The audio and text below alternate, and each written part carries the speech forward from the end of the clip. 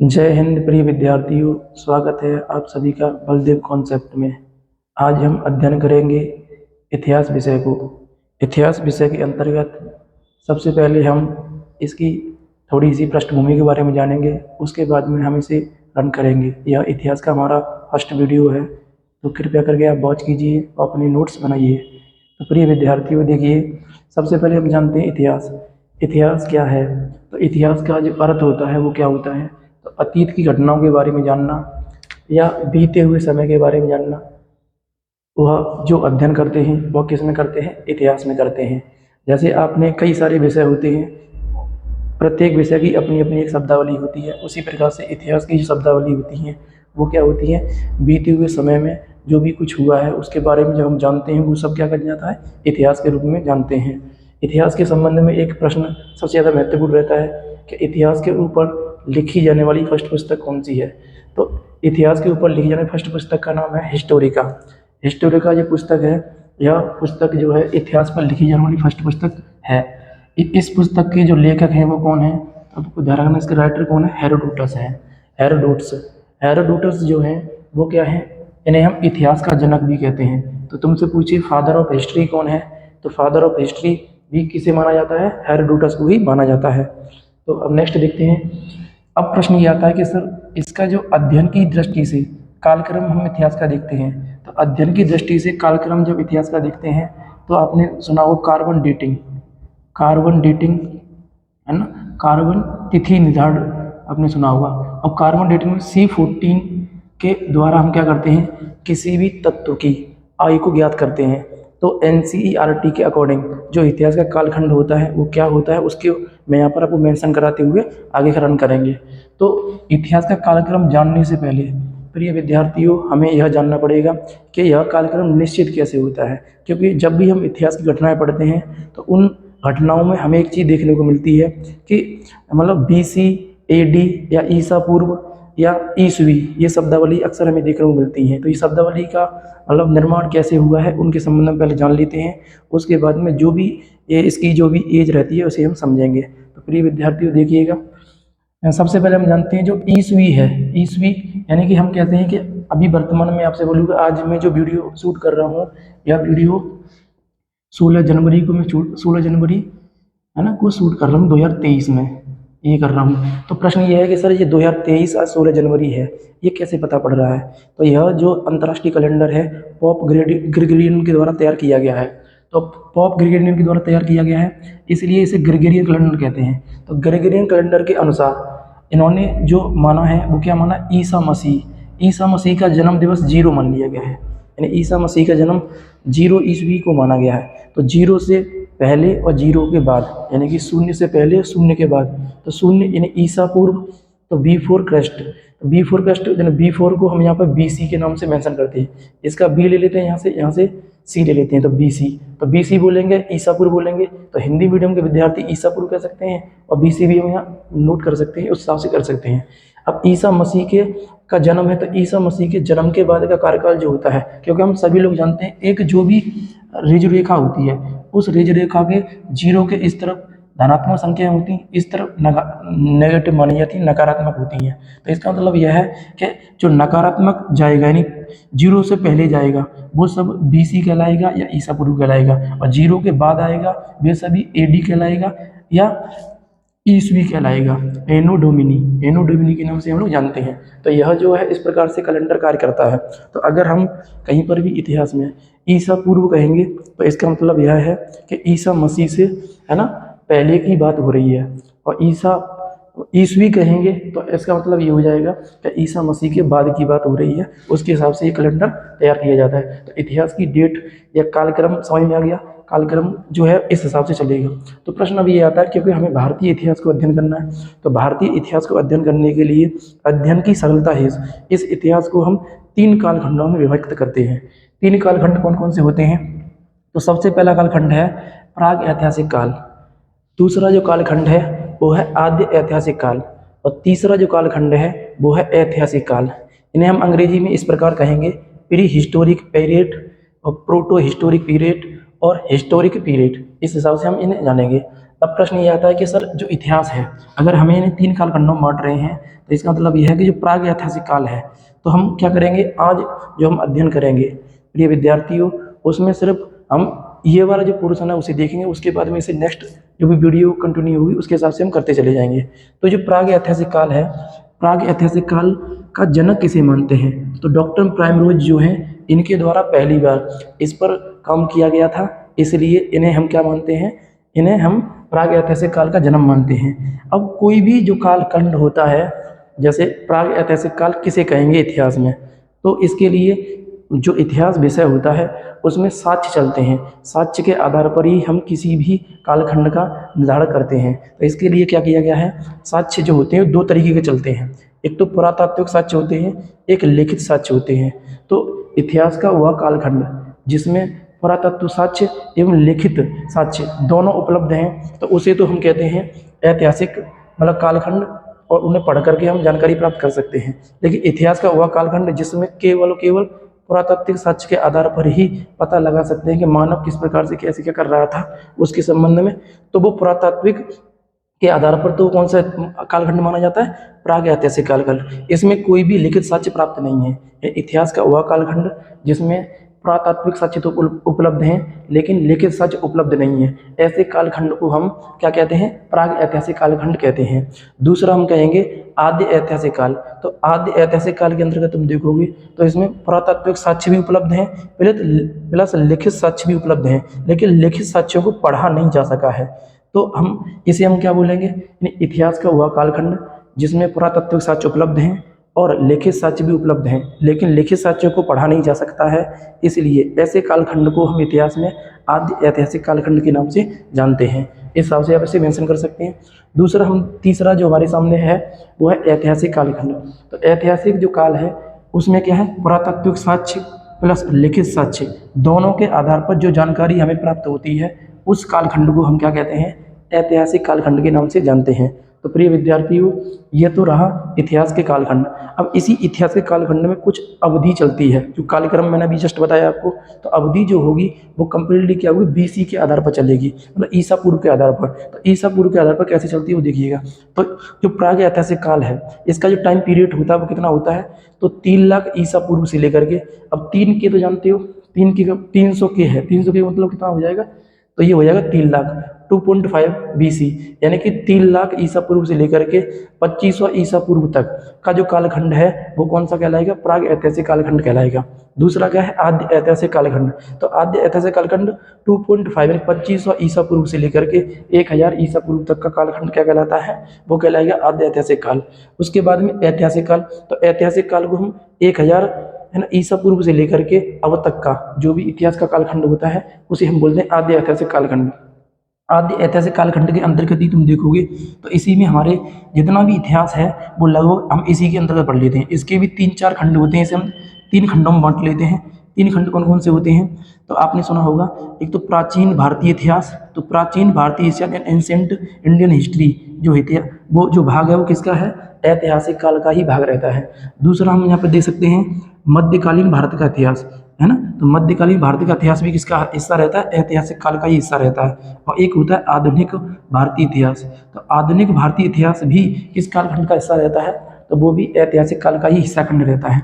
अब जो प्राचीन इतिहास है, अब प्राचीन इतिहास और आद्य ऐतिहासिक काल है, इसको लगभग हम क्या करते हैं, एक दूसरे को मिला करके पढ़ सकते हैं पर्टिकुलरली अगर हम देखेंगे तो, क्योंकि जो आद्य ऐतिहासिक काल खंड होता है इसके अंतर्गत अगर तुम देखोगे तो पुरातात्विक साक्ष्य प्लस लिखित साक्ष्य, ऐसे जो है वो 2 स्थितियां हैं। एक तो हमारे सामने आप पढ़ सकते हो ताम्र पाषाण काल। तो ताम्र पाषाण काल जो है वो किसके अंतर्गत आता है, तो आद्य ऐतिहासिक काल के अंतर्गत आता है। क्योंकि ताम्र पाषाण में जो मानव के जो साक्ष्य हैं वो पुरातात्विक हैं और लिखित भी हैं, लेकिन हम इसे पढ़ नहीं सकते हैं। इस आधार पर यह जो कालखंड है वो किसमें आता है, आद्य ऐतिहासिक कालखंड में। और दूसरा हम कह सकते हैं हड़प्पा सभ्यता।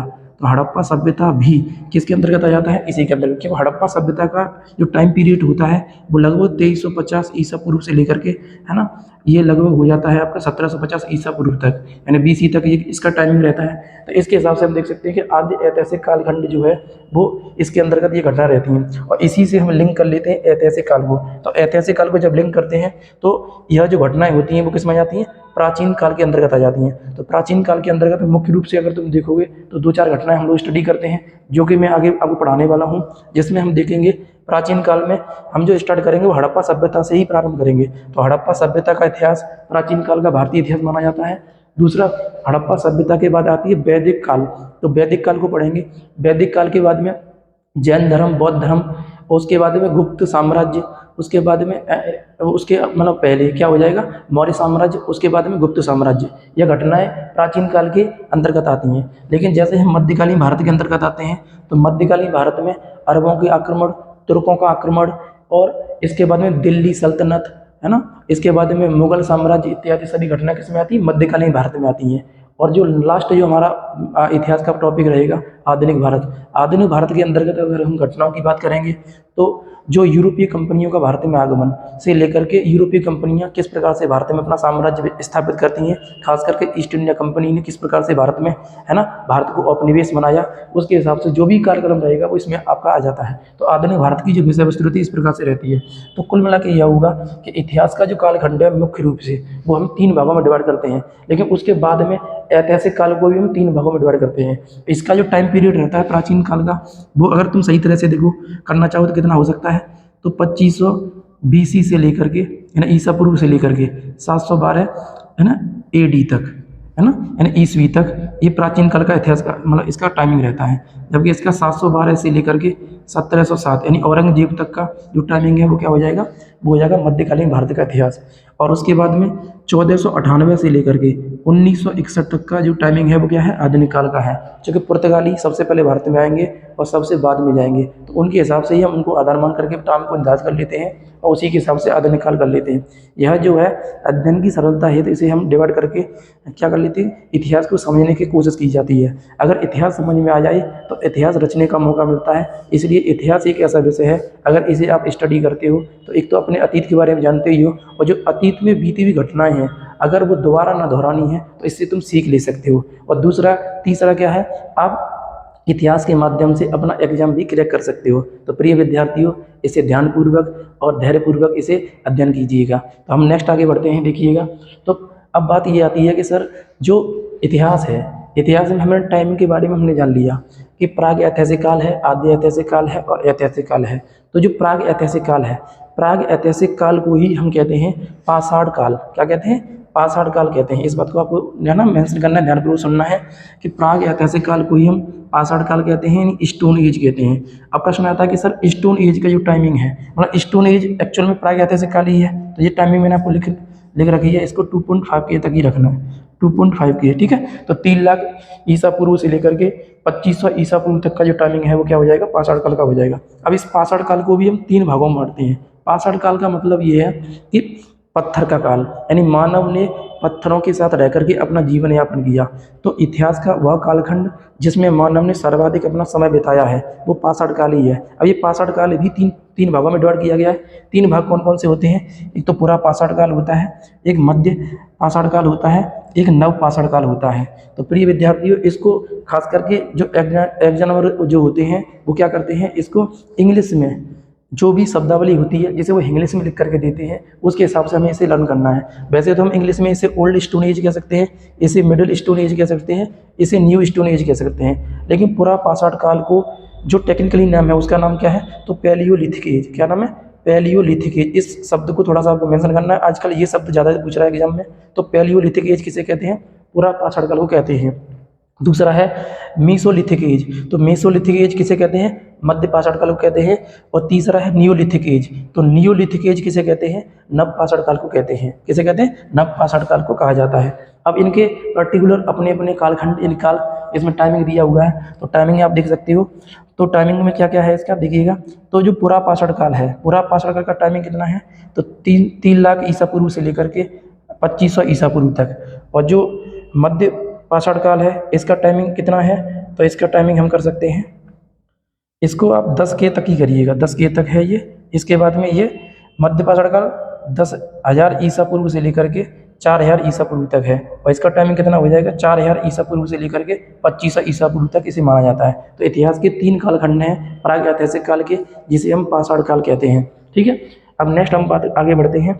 तो आगे देखो कुछ बिंदु मैंने हाईलाइट किए हैं यहाँ पर, जो एग्जाम में अक्सर ये प्रश्न पूछे जा रहे हैं। तो इन प्रश्नों को थोड़ा सा आपको नोट डाउन करना है और समझना है। तो देखिएगा प्रिय विद्यार्थियों, मानव ने सर्वप्रथम, है ना, मानव की उत्पत्ति कहाँ से मानी जाती है? अफ्रीका से। तो अब सर्वप्रथम मानव कहाँ पर पाया गया था? अफ्रीका। अफ्रीका में डोंग नामक जगह पर क्या हुआ था? मानव सबसे पहले पाया गया था।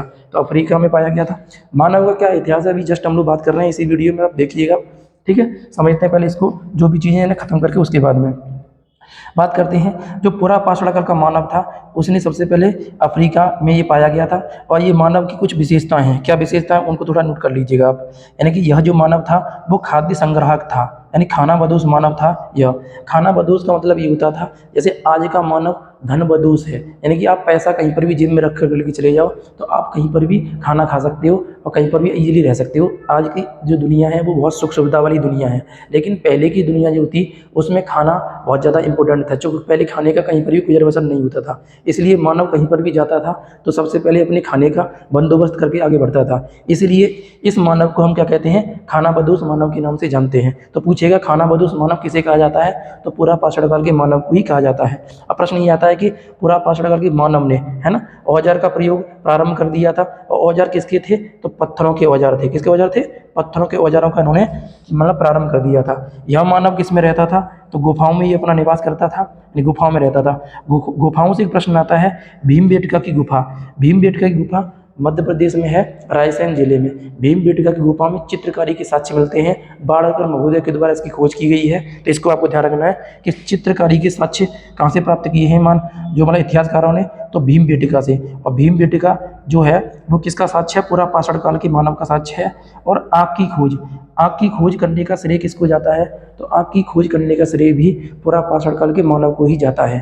तो प्रिय विद्यार्थियों, इतना आप इसके बारे में ध्यान रखना है, ये 4-5 बिंदु हाईलाइट रखना है कि पूरा पाषाण काल जो है उसके संबंध में जो भी डिटेल है वो आपको ध्यान रखना है। नेक्स्ट हमारे सामने है मध्य पाषाण काल। तो मध्य पाषाण काल को हमने यहाँ पर ये रख लिया है, ये मध्य पाषाण काल कंटेंट है। तो मध्य पाषाण काल को सबसे पहले ध्यान रखना मीसोलिथिक एज कहते हैं। अब मध्य पाषाण काल का मानव आखेट का मतलब होता है शिकार, यानी शिकार प्रारंभ कर दिया था। किस काल के मानव ने शिकार प्रारंभ कर दिया था? तो मध्य पाषाण काल के मानव ने शिकार, है ना, प्रारंभ कर दिया था, शिकार करना प्रारंभ कर दिया था। राइट, ये आपको ध्यान रखना। अंतोष्टि कार्यक्रम की साक्ष्य कहाँ से मिलते हैं? तो मध्य पाषाण काल के मानव से मिलते हैं। और मध्य पाषाण काल ने अंतोष्टि कार्यक्रम को प्रारंभ कर दिया था, ये आपको ध्यान रखना। जिस प्रकार से हमारे 16 संस्कार होते हैं, तो 16वां जो संस्कार है हमारा वो कौन सा है?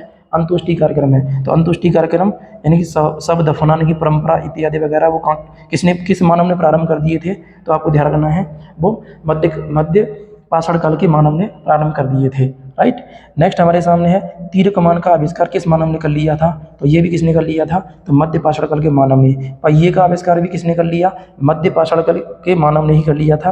अब प्रश्न नेक्स्ट देखो क्या बनना है, छोटे नुकीले पत्थरों के औजारों का प्रयोग किस मानव ने प्रारंभ कर दिया था? देखो, पत्थरों के औजारों का प्रयोग तो मानव ये कर रहा है पूरा पाषाण काल, लेकिन उन पत्थरों के औजारों को थोड़ा सा क्या कर दिया? एडवांस बना दिया, थोड़ा सा उन्हें मतलब धार वगैरह या नुकीला बना दिया। तो यह किस मानव ने कर दिया? तो मध्य पाषाण काल के मानव कर दिया। इसलिए इस मिडिल, है ना, मिडिल स्टोन एज को हम एक और नाम देते हैं, यानी मीसोलिथिक एज को माइक्रोलिथिक एज। माइक्रोलिथिक एज किसे कहते हैं? तो आपको ध्यान रखना है मध्य पाषाण काल को माइक्रोलिथिक एज भी कहते हैं। ये प्रश्न भी कई बार पूछा गया, ग्रुप डी में भी कई बार आया हुआ प्रश्न है ये कि माइक्रोलिथिक एज किसे कहते हैं? तो आपको ध्यान रखना है ये कहते हैं मध्य पाषाण काल के मानव को। अब प्रश्न आता है कि किस मानव ने पशुपालन की शुरुआत कर दी थी? तो किस मानव ने पशुपालन की शुरुआत कर दी थी? तो मध्य पाषाण काल के मानव ने ही पशुपालन की शुरुआत कर दी थी। पशुपालन के साक्ष्य कहाँ से मिलते हैं? तो आदमगढ़ मध्य प्रदेश से मिलते हैं। यानी कि मध्य प्रदेश में एक जगह है आदमगढ़, और आदमगढ़ नामक जगह से क्या मिलता है? ये पशुपालन के साक्ष्य मिलते हैं। अब पशुपालन में पहला पशु कौन सा था? तो पहला पशु कुत्ते के साक्ष्य मिलते हैं। दूसरा पशु कौन सा था? घोड़ा था। तीसरा पशु कौन सा था? बिल्ली था। तो क्रम से आपको ध्यान रखना है, पहला, दूसरा, तीसरा। तो जब ऑप्शन ए नहीं होता है, यानी कुत्ता ऑप्शन में नहीं होता है, तो तुमसे पूछेगा कि मानव के द्वारा, है ना, कौन सा पशु मतलब पाला गया था? तो कुत्ता अगर ऑप्शन में नहीं है तो घोड़ा ऑप्शन में होगा, या बिल्ली होगी। तो घोड़ा को रद्द कर दीजिएगा, या घोड़ा भी नहीं तो बिल्ली को रद्द कर दीजिएगा। तो मानव के द्वारा मतलब पालतू पशु जो है वो कुत्ता है, घोड़ा है और बिल्ली है। ये जो सभी घटनाएं हैं वो किस काल के मानव की हैं? तो मध्य पाषाण काल के मानव की ये सभी घटनाएं हैं। ठीक है विद्यार्थियों, अब आगे हम लोग बात करते हैं। आगे क्या है? आगे है नव पाषाण काल। नव पाषाण काल के मानव के बारे में हम थोड़ा सा जानते हैं। नव पाषाण काल का मानव जो है वो थोड़ा सा एडवांस है ना, यानी कि थोड़ा सा मॉडिफाई हो गया है ज़्यादा से ज़्यादा। उसके बाद में क्या है, इसके द्वारा बहुत सारी चीज़ें है ना इसी प्रकार से चालू की गई हैं। तो मध्य नव पाषाण काल का मानव जिसे हम नियोलिथिक एज के नाम से जानते हैं या नियो स्टोन एज के नाम से जानते हैं या पीरियड के नाम से जानते हैं। तो देखिए प्रिय विद्यार्थियों कि नव पाषाण काल का जो मानव है इसने कृषि की शुरुआत कर दी थी। देखो पशुपालन की शुरुआत मध्य पाषाण काल के मानव ने की है, कृषि की शुरुआत किसने की है? तो नव पाषाण काल के मानव ने की है। अब जब कृषि की शुरुआत, तो कृषि जहाँ होगी वहीं आवास होंगे। तो इसका मतलब यह है कि जब कृषि जो होती है वो ऐसे तो है नहीं कि आप यहाँ से मतलब आप मान लीजिए उत्तर प्रदेश के एटा जिला में रह रहे हो और आप कहो कि आप कृषि कर रहे हो जाके प्रयागराज में, तो ऐसा तो हो नहीं सकता कि जहाँ पर आप रहोगे वहीं पर आप कृषि कर सकते हो। इसलिए हम ये कह सकते हैं कि जो कृषि है, कृषि का प्रारंभ नव पाषाण काल के मानव ने कर दिया था। अब तो इसका मतलब यह कि आवास भी किस काल में प्रारंभ हो गया था? तो नव पाषाण काल में। यानी मानव अपने आवास बना करके रहने लग गया था। वो किस काल में रहने लग गया था? तो इसी काल में रहने लग गया था। ठीक है, नव पाषाण काल के अंतर्गत। अब नेक्स्ट हमारे सामने क्या है कि कृषि का शुरुआत इन्होंने कर दिया था। कृषि में 3 जो फसलें हैं वो इम्पोर्टेंट है, 3 को आप समझिएगा, गेहूं, जौ और चावल। गेहूं के साक्ष्य कहाँ से मिलते हैं? तो गेहूं के साक्ष्य मिलते हैं मेहरगढ़, पाकिस्तान में एक जगह है मेहरगढ़। और एक मेहरगढ़ संस्कृति भी है जो इतिहास में पढ़ते हैं, बहुत ज़्यादा प्रसिद्ध जगह है ये मेहरगढ़। पाकिस्तान के बलूचिस्तान है ना प्रांत में ये जगह है मेहरगढ़। तो मेहरगढ़ संस्कृति में सबसे पहले गेहूं के साक्ष्य मिले हैं। तो गेहूं के साक्ष्य कहाँ से मिले हैं? मेहरगढ़ से। ठीक है, देखो यहाँ पर एक चीज़ देखिएगा, मानव अपना जीवन जीना प्रारंभ कर दिया अच्छी तरीके से, लेकिन जब कभी वो कृषि या आवास की बात करते हैं तो इसका मतलब ये है कि मानव ने व्यवस्थित ढंग से जीवन जीना प्रारंभ कर दिया था, है ना। तो मानव ने व्यवस्थित ढंग से जीवन जीना प्रारंभ कर दिया था। यह किस काल का मानव था? तो ये मानव किस काल का हो जाएगा? नव पाषाण काल का मानव था। किसका था? नव पाषाण काल का मानव था, यह बताना। तो प्रश्न अगर पूछे आपसे कि मानव ने व्यवस्थित ढंग से अपना जीवन जीना प्रारंभ कर दिया था, इसलिए मैं अभी मेंशन कर रहा था कि किस काल का मानव एडवांस मानव होता चला जा रहा था, तो वो नव पाषाण काल का मानव था।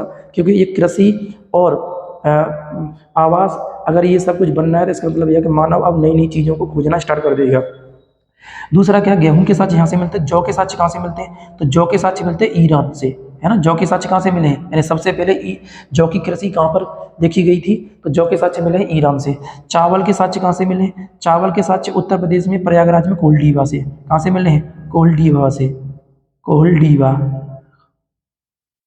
कोल्डीवा से, ठीक है, कोल्डीवा से ये मिले हैं। ये कहाँ पड़ता है? तो प्रयागराज में। कहाँ पड़ता है? प्रयागराज उत्तर प्रदेश में। यानी बेलन नदी घाटी में चावल के साक्ष्य मिले हैं हमको, तो ध्यान रखना है। तो चावल के साक्ष्य, तो हम ये कह सकते हैं कि वो नव पाषाण काल के मानव ने ये 3 मुख्य रूप से फसलें थे, इन तीनों को ध्यान रखना, गेहूं, जौ और चावल, इन सब की खेती प्रारंभ कर दिए थे। इन तीनों के साक्ष्य अलग अलग जगह से मिले हैं सबसे पहले के हिसाब से, वैसे कॉमन भी हम इसे देख सकते हैं। अब नेक्स्ट आता है पहिए का आविष्कार। अब देखो पहिए का आविष्कार इस काल के मानव के लिए नवाचार का एक मतलब वो था, यानी पहिए का आविष्कार होने से मानव का जो भी मतलब विकास था वो और तेजी से होने लग गया था। बहुत सारी चीज़ें आयात निर्यात के लिए इन्होंने गाड़ी वगैरह बना ली थी, इस हिसाब से आप कह सकते हैं। तो पहिए का आविष्कार किस काल के मानव ने किया है? तो नव पाषाण काल के मानव ने ही पहिए का आविष्कार कर दिया था। अब प्रश्न आता है कि सर जैसे मैंने अभी बताया आपको कि पशुपालन की शुरुआत यहाँ से हुई है, लेकिन व्यवस्थित ढंग से पशुपालन की शुरुआत, व्यवस्थित ढंग से, यानी यहाँ पर शुरुआत तो कर दिए थे लेकिन एकदम व्यवस्थित ढंग से नहीं किए थे। तो व्यवस्थित ढंग से पशुपालन की शुरुआत और मानव ने व्यवस्थित ढंग से अपना जीवन जीना शुरू कर दिया था। वह किस काल का मानव था? तो वो मानव था नव पाषाण काल का मानव। किसका था? नव पाषाण काल का मानव था।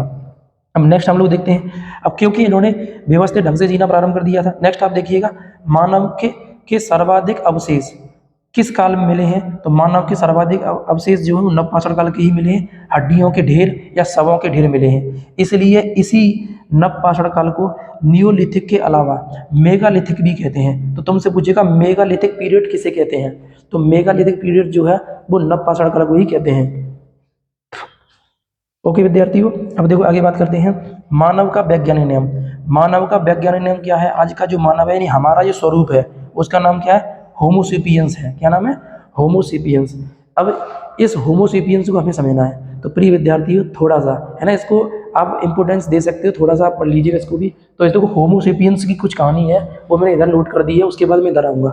तो होमोसेपियंस जो है वो किस प्रकार से चला है, तो इसमें एक हेडिंग रहता है, आपको समझने के लिए बता दे रहे हैं, मानव की उत्पत्ति एवं विकास किस प्रकार से हुआ है उसके संबंध में हमें चर्चा करनी है। तो हमें शॉर्ट में ही चर्चा करनी है, ज़्यादा डिटेल नहीं जा रहे हैं। तो इसमें आप देखिएगा मानव की उत्पत्ति और विकास के संबंध में कुछ चीज़ें हमें समझनी है। तो मानव की उत्पत्ति जो है और विकास, तो मानव के विकास के संबंध में एक मानव के विकास का सिद्धांत दिया गया है। मानव का विकास का सिद्धांत किस व्यक्ति के द्वारा दिया गया है, तो इन महोदय का नाम है चार्ल्स डार्विन।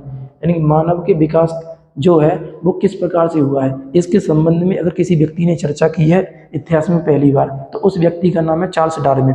इन चार्ल्स डार्विन के द्वारा 2 पुस्तकें लिखी गई, इन पुस्तकों को ध्यान रखना है। Origin of species, origin of species 1859 में पब्लिश हुई थी, और descent of man, descent of man 1871 में। इन दोनों पुस्तकों में मानव के विकास की बारे में चर्चा की गई है। तो इन मानव के विकास के संबंधित जो पुस्तकें हैं इनको भी आपको राइट डाउन करना है और समझना है चीज़ों को। तो चार्ल्स डार्विन के बारे में आपको ध्यान रखिएगा कि मानव शुरुआत में आपने देखा है कि मतलब चारों मतलब अपने पैर और हाथों का प्रयोग कर रहा है शुरुआत में, उसके बाद में धीरे धीरे उसके हाथ खुलने लगते हैं, उसके बाद में धीरे धीरे उसकी रीढ़ की हड्डी सीधी हो जाती है। इन सब के बारे में जानकारी हमें अगर कोई पुस्तक प्रोवाइड कराती है तो उस पुस्तक का नाम क्या है, तो ओरिजिन ऑफ स्पीसीज है, जो कि चार्ल्स डार्विन के द्वारा रिटन है। ठीक है, इस बात को आपको ध्यान रखना है। अब हम आगे बात करते हैं मानव की उत्पत्ति के बारे में। इतिहास में 3 चीज़ें आपको पढ़नी होती हैं। 3 चीज़ों का मतलब क्या है इसमें देखिएगा।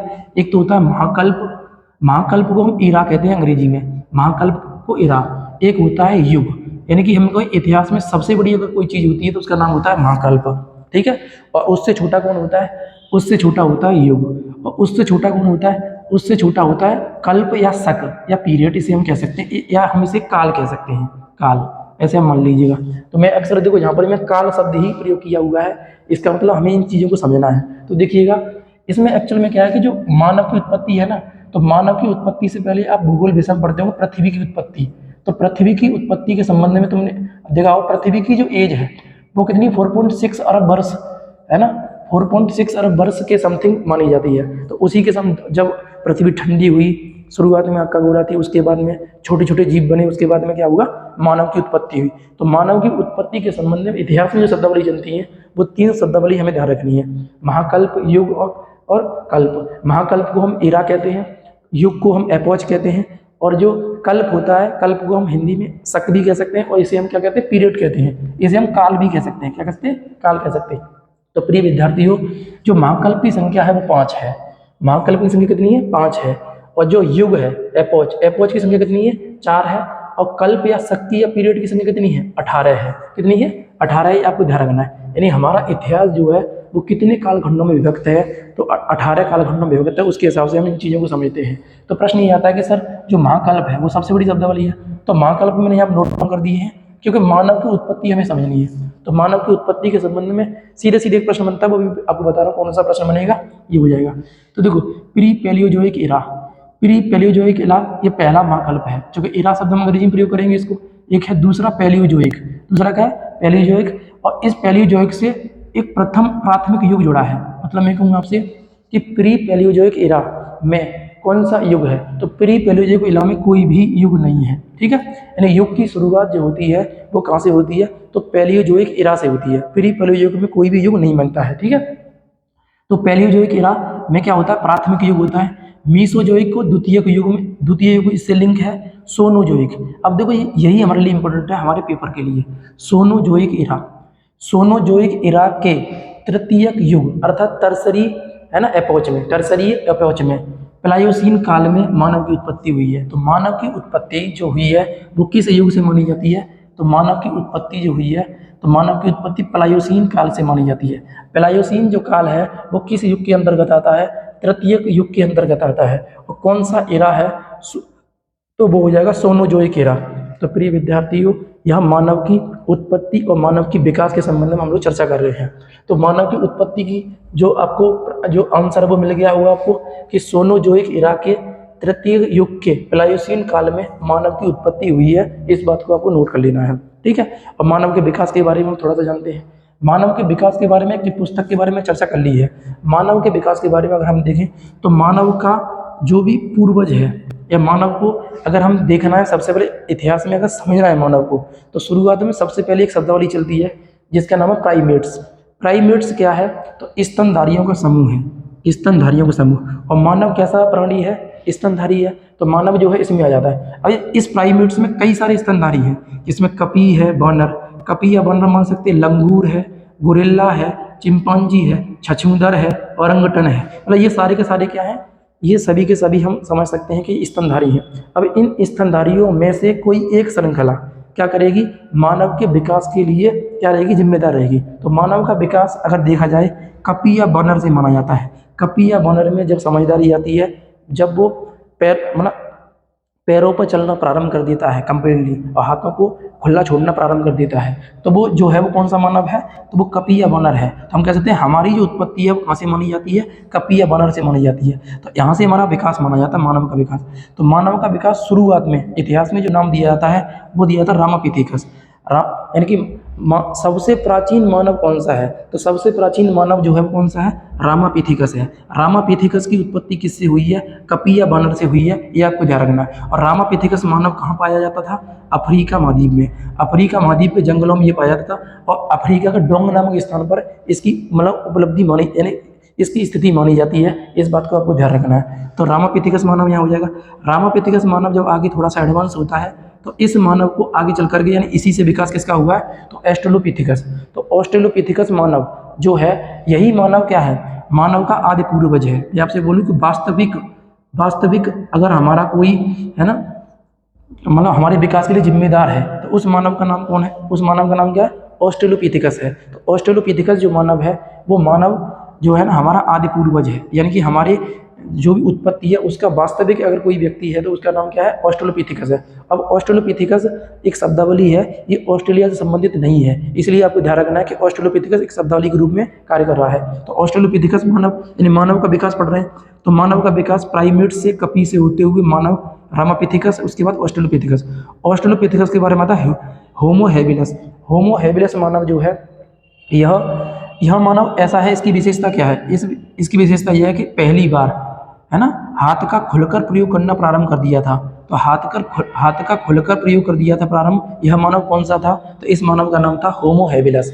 होमो हैबिलस मानव के बाद में जो मानव का विकास हुआ है उस क्रम में देखेंगे तो इस क्रम में हीडलबर्ग मानव जो है वो यूरोप में विकसित हुआ था और वहीं पर ही समाप्त हो गया था। तो हीडलबर्ग मानव का विकास कहाँ हुआ है? यूरोप महाद्वीप में देखा गया था, ये आपको ध्यान रखना है। अब हीडलबर्ग मानव के बाद में जो मानव आया उसका नाम था होमो इरेक्टस।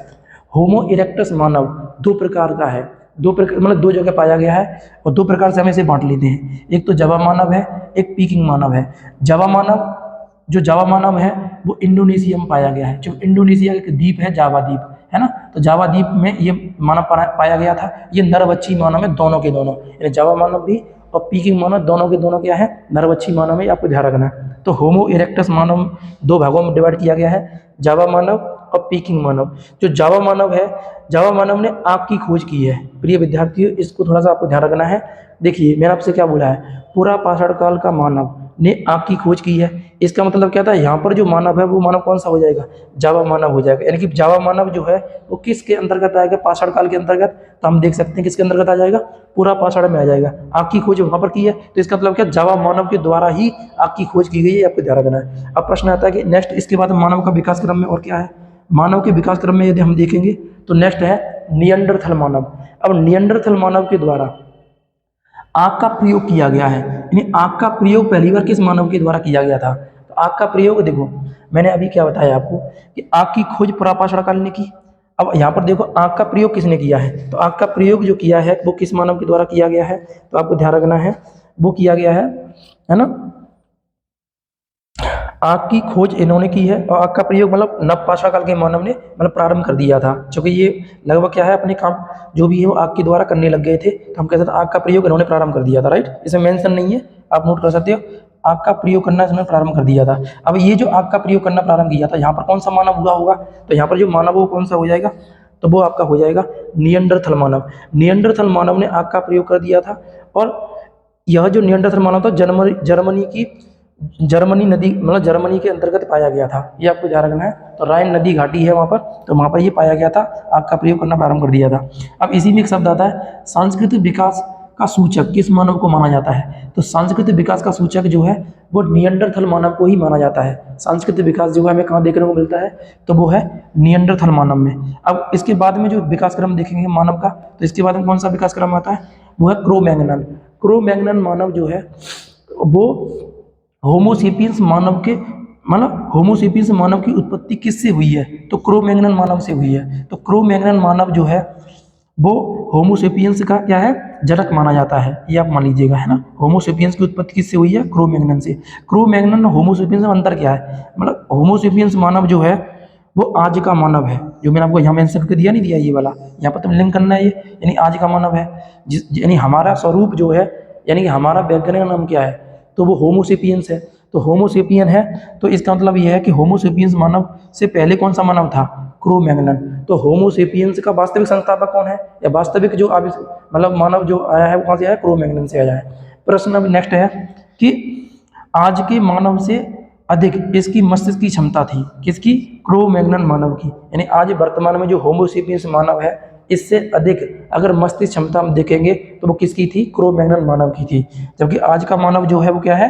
होमोसेपियंस मानव है, ये आपको ध्यान रखना है। तो हाँ, मानव का वैज्ञानिक नाम क्या? होमोसेपियंस है। तो इस प्रकार से हम ये देख सकते हैं कि मानव का विकास क्रम कुछ इस प्रकार से रहा है। तो प्रिय विद्यार्थियों, इसे आप यहाँ से लिंक करके इसको यहाँ से कर लीजिएगा। अब नेक्स्ट हम लोग बात करते हैं इसी में ही, क्योंकि आद्य ऐतिहासिक काल अब आ जाएगा। तो आद्य ऐतिहासिक काल में घटना है ताम्रपाषाण काल की। तो ताम्रपाषाण काल पढ़ लेते हैं, उसके नेक्स्ट हम एक नेक्स्ट वीडियो बना देंगे हड़प्पा वाला, तो वो नेक्स्ट में देखेंगे। लेकिन अभी क्या करेंगे, अभी हम इसको जानते हैं। तो प्रिय विद्यार्थियों देखिएगा, अब आद्य ऐतिहासिक काल के अंतर्गत एक घटना है ताम्रपाषाण काल। कॉपर एज इसे बोलते हैं हम लोग। कॉपर एज को हम चिलकोलिथ भी कहते हैं। चिलकोलिथ यानी कि इसका एक आप अलग से एक एडवांस नाम मान लीजिएगा, चिलकोलिथ। चिलकोलिथ पीरियड किसे कहा जाता है? तो ताम्रपाषाण काल को। ताम्रपाषाण काल को ताम्रपाषाण काल क्यों कहते हैं? क्योंकि मानव ने यहाँ पर तांबा प्लस पत्थर दोनों का औजार बनाकर प्रयोग करना प्रारंभ कर दिया था, इसलिए इस मानव को हम ताम्रपाषाण काल कहते हैं। अब प्रश्न ये आता है कि मानव के द्वारा खोजी गई प्रथम धातु कौन सी थी? तो मानव के द्वारा खोजी गई प्रथम धातु तांबा है, और तांबा की खोज किस में हो गई थी? तो नवपाषाण काल में। तो प्रिय विद्यार्थियों, यहाँ पर आप मेंशन कर सकते हो, यहाँ मेंशन किया है मैंने तांबे की खोज। तांबे की खोज क्योंकि मैंने यहाँ पर ये लिखा है ना, मानव ने व्यवस्थित ढंग से अपना जीवन प्रारंभ कर दिया था, तो कई सारी चीजें हैं। तो तांबा जो है मानव के द्वारा खोजी गई प्रथम धातु है। अब इसके बाद में क्या, जब खोजा जहाँ गया है, लेकिन इसका बहुत ज़्यादा प्रयोग होना प्रारंभ हो गया था, तो प्रयोग जो है वो कहाँ देखने को मिलता है? वो मिलता है हमें ताम्रपाषाण काल के अंतर्गत। इसलिए ताम्रपाषाण काल की जो विशेषता होती है वो हम अलग से क्या करते हैं? स्टडी करते हैं। तो प्रिय विद्यार्थियों देखिएगा, जो ताम्रपाषाण काल है, ताम्रपाषाण काल में तांबा और पत्थर के द्वारा प्रयोग करके एक औजार बनाए गए, और उन औजारों का प्रयोग क्या करने लगा? मानव करने लग गया। मानव के द्वारा खोजी गई प्रथम धातु कौन सी है? तो तांबा है, मैं बता दिया आपको। यह हड़प्पा सभ्यता के समकालीन या बाद की सभ्यता है। पूछेगा ताम्रपाषाण काल जो है स्थिति वो किसके समकालीन है? तो आपको ध्यान रखना, हड़प्पा सभ्यता के समकालीन सभ्यता है, ये आपको ध्यान रखिएगा। इसे हम चिलकोलिथ के नाम से भी जानते हैं, ये भी करना है। अब इसमें 2-3 शब्दावली जो बहुत ज़्यादा इंपॉर्टेंट है वो आपको थोड़ा सा ध्यानपूर्वक, है ना, इन्हें सुनना है, समझिएगा। देखो इसमें शब्दावली देखेंगे हम, तो एक तो देखो ताम्रपाषाण संस्कृति किसे कहते हैं? तो ताम्रपाषाण काल को ही ताम्रपाषाण संस्कृति कहते हैं। अब ताम्रपाषाण संस्कृति के अंतर्गत 3 शब्दावली इंपॉर्टेंट है आपके लिए। एक तो ये है कि कायथा संस्कृति का संबंध किससे है? तो नवपाषाण ताम्रपाषाण काल से ही कायथा संस्कृति का संबंध है, ठीक है। एक दूसरा इसमें आप देखोगे तो दूसरा है जोरबे संस्कृति। तो जोरबे संस्कृति का संबंध भी किससे है? तो ताम्रपाषाण काल से है। और तीसरा है आहार संस्कृति। तो आहार संस्कृति का संबंध भी किससे है? तो ये भी ताम्रपाषाण काल से ही है। अब इन तीनों के संबंध में एक दो प्रश्न पूछे गए हैं, इनको तुम्हें आपको समझना है। देखो कायथा या मालवा संस्कृति जो मध्य प्रदेश में विकसित हुई थी, या नबदा टोली, नवदा टोली नामक जगह है जो कि ग्रामीण बस्ती थी। मतलब मैं आपसे बोलूँ ताम्रपाषाण काल की सबसे बड़ी ग्रामीण बस्ती कौन सी थी? तो नवदा टोली थी। नवदा टोली कहाँ पर है? मध्य प्रदेश के अंतर्गत है, ये आपको ध्यान रखना है। नेक्स्ट है जोरबे संस्कृति। जोरबे संस्कृति जो है यह इसके अंतर्गत 2 शब्दावली मतलब ज़्यादा इंपॉर्टेंट है। दैमाबाद, दैमाबाद जो है वो महाराष्ट्र में पड़ता है, ये आप हड़प्पा सभ्यता में पढ़ेंगे। दैमाबाद हड़प्पा सभ्यता का सबसे दक्षिणतम जो स्थल है वो दैमाबाद माना जाता है। प्रवरा नदी के तट पर स्थित है, जो हड़प्पा में हम पढ़ाएंगे आपको। तो जोरवे संस्कृति जो है वो दैमाबाद हो जाएगा।